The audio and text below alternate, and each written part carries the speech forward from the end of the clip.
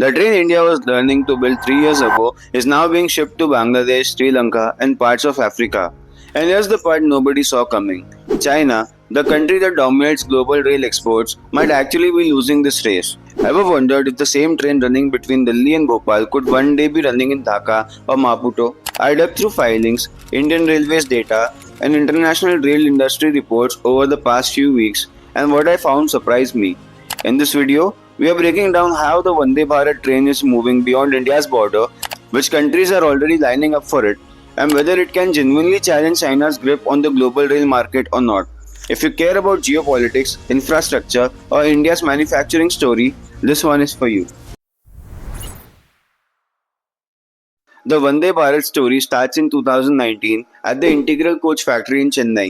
The goal back then was simple: India needed a modern, semi-high speed train to replace aging workhorses like the Shatabdi and Rajdhani, and it needed to build that train without leaning on foreign technology. But here's where the story takes an unexpected turn. A train that was designed purely to solve a domestic problem has matured into something other countries now want for themselves. By the end of 2025, India has over 160 Vande Bharat train sets running across the country.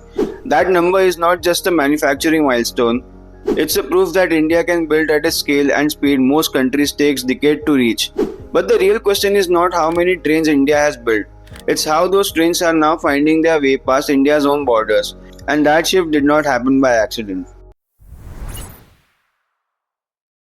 Here's a detail most people miss, but it sits right at the center of this entire export story. Trains in India runs on broad gauge tracks, which means the distance between the two rails is wider than what most of the world uses. Most countries run on standard gauge, which is narrower. So picture this: the exact same Vande Bharat train running between Delhi and Mumbai literally cannot be shipped to Dhaka or Nairobi and placed on the tracks. It just won't fit. This single technical mismatch has quietly killed rail export ambitions for the other countries in the past. But instead of treating it like a dead end, RITES, the export arm of Indian Railways, teamed up with Indian Railways itself to solve it. They are now building a standard gauge version of Vande Bharat, designed specifically to be compatible with international rail networks. RITES chairman Rahul Mittal confirmed to the Mint that the version is currently in its design development phase. What this really means is that India is not just exporting a train, it's engineering an entirely new version of it, built from the ground up for the world outside its own borders. And that one decision is going to determine where India stands in the global rail market a decade from now. Whenever a new product enters the market, there's one question that decides everything. Why would anyone actually buy it? For Vande Bharat, the answer comes down to two things: price and how easy it is to upgrade into. A 16-coach Vande Bharat train costs roughly 130 to 150 crores rupees to build, with nearly 90% of its components made in domestically in India.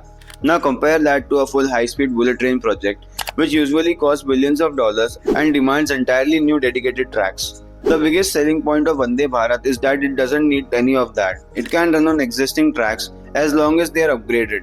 That means a developing country doesn't have to tear down its rail network and start over. It just needed a moderate upgrade and suddenly it has a modern train running on it. This is exactly why delegations from Bangladesh, Sri Lanka, and Nepal has already visited India to inspect these trains in person.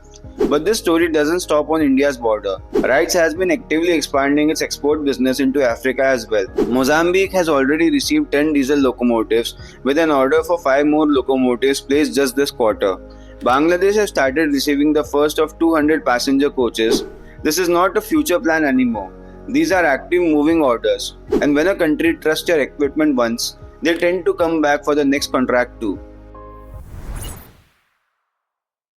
Now a reality check is necessary here. If we assume India has already won this race, that would be wrong. China's CRRC is the largest rail equipment manufacturer in the world, holding close to 60% of the global market. CRRC has shipped equipments to over 100 countries, and in Africa alone, it has supplied more than 200 locomotives across nearly 20 countries over the last 2 decades. So how exactly is India supposed to compete with a player this massive? This is where the story gets genuinely interesting. China's high-speed rail export strategy has actually been struggling. Industry report shows that the completion rate of China's signed export contracts dropped just to 63% in recent years, with several overseas targets missed entirely. The reason is straightforward: High speed rail is expensive to build and maintain, and most of the countries that want better rail infrastructure simply does not have that kind of budget. That's the exact gap Vande Bharat slides into. It does not match bullet train speeds, but it is affordable. It runs on tracks that already exist, and it can be delivered fast. India is not trying to outcompete China head on. It is quietly building an entirely new price category where almost no strong competitor currently exists. And that's a smarter move than it looks. Because beating the biggest player in the room is not always the goal. Sometimes building a market nobody else is paying attention to is the more profitable play. So far, we have covered how Vande Bharat is being built for export, who's buying it, and how it is positioned against China. But the real significance here goes beyond railway engineering. When a country exports its own technology, it is not just making money off a transaction, it is reshaping its diplomatic footprint. When Bangladesh or Mozambique starts using Indian built trains, that relationship does not end at delivery. It turns into years of maintenance contracts, spare parts supply, technical training, and future upgrades. This is exactly the playbook China has used for 2 decades through its Belt and Roads initiatives. India is now running a version of that same playbook, minus the political baggage that comes often attached to the Chinese infrastructure deals. And that's why Make in India has stopped being just a slogan. It's becoming a real economic strategy, one where India's domestic manufacturing capability is being packed and sent out into the world. Industry forecasts suggest India's smart mobility and train manufacturing sector is set to grow significantly over the next decade, and a meaningful part of that growth is tied directly to this export potential. So, this was never really a story about one train, it's the story of a country moving from being a rail operator to a manufacturer, and now, finally, to an exporter. 3 years ago, India was still trying to prove that it could build a modern train for itself. Today, the conversation has changed completely. Now, the question is not just how many Vande Bharat trains India can run at home, it's which countries might run them next. And that shift is much bigger than a railway story. It's a sign of how India's industrial identity is changing from a country that imports critical technology to one that designs it, manufactures it, and potentially exports to the world.